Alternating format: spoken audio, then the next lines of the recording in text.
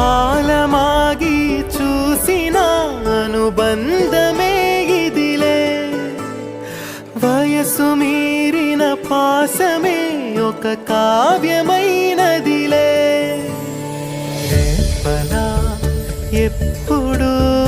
కంటి పాపగ కాచులే రేపున